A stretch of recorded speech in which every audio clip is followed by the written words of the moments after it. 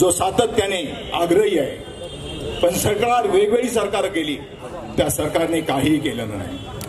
फक्त बोळवण करण्याचं काम या सरकारने केलं. आणि म्हणून मी आपल्याला विनंती करतो की आज ज्या पद्धतीमध्ये कालच उपोषण सोडलं, उपोषण सोडल्यानंतर जे काही आम्ही आयोजित केलेले कार्यक्रम होते, त्या कार्यक्रमाच्या अनुषंगाने आज आपण अंधेरी पूर्वला हा कार्यक्रम ठेवला. येणारा कालावधी आहे तो खूप कठीण आहे आपल्यासाठी. हे फोन सारखे ना पोलिसांचे चालू होतं वगैरे, काय करताय, जास्त बोलणं काय करतायत. मगाशी सुद्धा माझं थोडं तापलं होतं. पोलीस मंडळी आहे तिकडे, एक तर आमचं तुमचं वाकडं नाही, तुमच्या बांधवांनी आम्हाला मारलाय, चांगलं चोपलाय तिकडे सराटीमध्ये.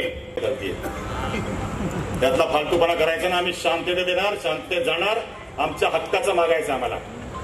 हे पोलीसवाले सुद्धा सर्वच, हे पोलीसवाले जेवढे का असतील ना, मॅक्झिमम सांगतो सर्वात जास्त मराठी आहेत ना. सीमेवरती कोण आहेत? मराठी. वाचवतो कोण? मराठा. सराटीमध्ये आपले बांधव बसले ते कोणते? मार कोणी घडला?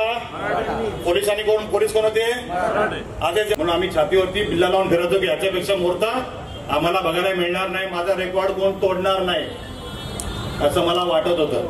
आणि याच्या सकट सर्व मुंबईकरांना पण तेच वाटत होतं. पण मला भाग्य मिळालं, मला वीरेंद्रला, किरण सावंत आहेत, सचिन आहेत, ही सगळी WMOची टीम असेल, अखिल भारतीय मराठा महासंघाची टीम असेल, आम्ही सर्व त्या मोर्चाच्या नियोजन आणि संयोजनामध्ये आम्ही पार्ट घेतला मुंबईकर म्हणून.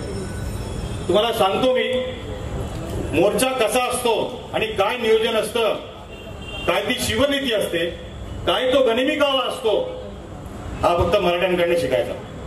आणि तो गनिमी कावा, ही शिवनीती, ती दिसली ती फक्त अंतरवाली सराटीमध्ये दिसली. 123 गाव, 123 गावांची संख्या धरून विचार करा.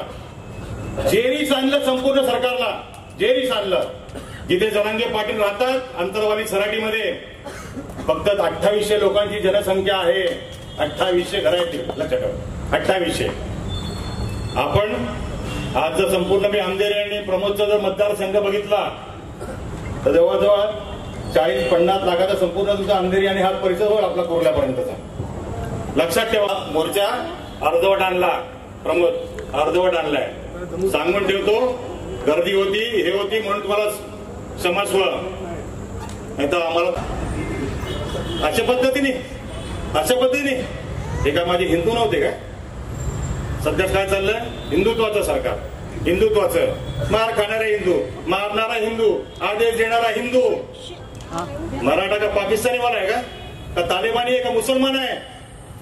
अरे आम्ही आहोत, आमचे पूर्वज लढले म्हणून हे देवस्थान, हे देवळं बिवळं काय दिसत आहेत ना, तर छत्रपती शिवाजी महाराजांना अडवलं नसतं, त्यांच्यावरती कधीच भोंगे लागले असते.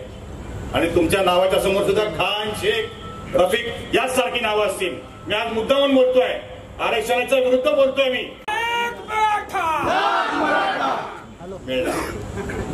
आवाज आपण ठेवा, थोडा आटपता घ्या म्हणतात, हा प्रॉब्लेम आहे आपल्यामध्ये.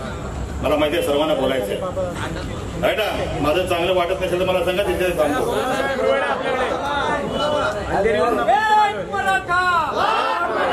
मध्ये मध्ये बत्त्या नको, कारण याचा आवाज आहे ना हा तुमच्यासाठी नाही, तिथं रेकॉर्डिंग झालं पोलिसांचं. त्यांना काय वाटलं, काल मनोज रावाने उपोषण मागे घेतला. उपोषण मागे घेतलेलं आहे, तुम्हाला समजावून सांगतो. उपोषण मागे घेतलेलं आहे, आंदोलन नाही. आंदोलन करत राहायचंच आहे. 14-24 डिसेंबर ही तारीख दिली आहे. बाहेर येऊन सामान्यांनी सांगितलं नाही 2 जानेवारी, आज मनोजनी सांगितलेली 24 डिसेंबरच आहे. त्या तारखेच्या आतमध्ये काय तुम्ही निर्णय लावला नाही. तुम्हाला दिले होते 30 दिवस पहिल्याचे, वरून ऍडिशनल तुम्हाला बोनस म्हणून दिले. भरत पिसाळ, प्रमोद शिंदे, विलास दळवी, अनेक सर्व कार्यकर्ते आणि आता या ठिकाणी उपस्थित असलेले प्रशांत पवार, या ठिकाणी आमचे संतोष बागवे, सुनील बागवे, या ठिकाणी उपस्थित असलेले भूतपूर्व नगरसेवक संदीप नाईक, अनिल खांडेकरजी, राजीव मानेजी, सर्व पक्षाचे मान्यवर उपस्थित. कुणाचं नाव चुकून राहिलं तर कृपा करून माफ करा. सर्व उपस्थित सकल मराठा समाजाचे बांधव, तसं आता प्रमोद सावंतजींनी सांगितलं, 4 दिवसापूर्वी आता असा आम्ही निर्णय घेतलाय, धगधगत्या कार्यकर्त्यांचा विभाग आपण शंडासारखं कसं बसून राहायचं, आमच्या मधला कार्यकर्ता जागा झाला आणि आम्ही ताबडतोब या सर्व कमिटीच्या वतीने पांडुरंग चव्हाणजी या ठिकाणी बरोबर आमचे होते, आम्ही सर्वांनी एक बैठक घेतली, त्या बैठकीमध्ये निर्णय घेतला, दुसऱ्या दिवशी संबंधित सर्व पोलीस स्थानकाला पत्रव्यवहार केला नाही कुणाच्या बापाचं, या सरकारचं करायचं काय, खाली डोकं वर पाय, या सरकारचं करायचं काय, खाली डोकं वर पाय. समाज बांधवांनो आणि भगिनीनो, आज या ठिकाणी मराठा आरक्षण आणि मनोज जरांगे पाटील यांच्या आंदोलनाला पाठिंबा देण्यासाठी अंधेरी पूर्व विभागातील सर्व पक्षीय कार्यकर्त्यांनी निर्णय घेतल्याप्रमाणे कॅन्डल मार्चचं आयोजन करण्यात आलं. नियोजन असेल, जरांगे पाटलांकडे असेल, मुंबईकडनं असेल, त्यासाठी तुम्ही स्तब्ध राहा आणि एकमेकाच्या हातात हात किंवा घट्ट राहा असं मी सांगतो आणि आपली रजा घेतो. जय हिंद, जय महाराष्ट्र, जय शिवराय.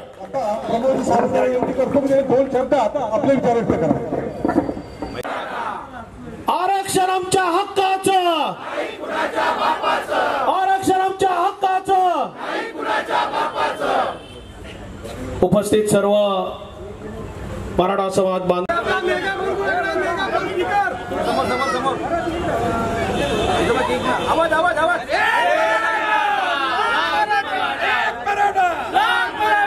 आरक्षण आमच्या हक्काचं, छत्रपती शिवाजी महाराज की, छत्रपती संभाजी महाराज की.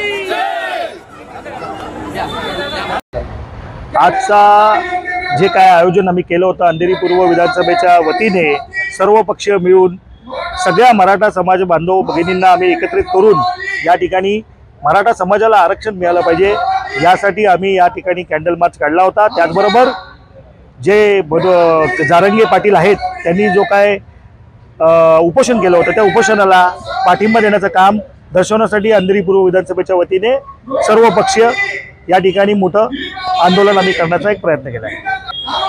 बघा, आता सरकारकडनं आम्ही मागत राहतोय, मुदत देत राहतोय, मराठ्याला आरक्षण देण्याची भूमिका सरकारची आहे असं म्हणतंय सरकार, परंतु आरक्षण काय मिळत नाही. तर जोपर्यंत आरक्षण मिळणार नाही तोपर्यंत मराठा समाजाच्या वतीने अशा प्रकारची आंदोलनं होतच राहणार.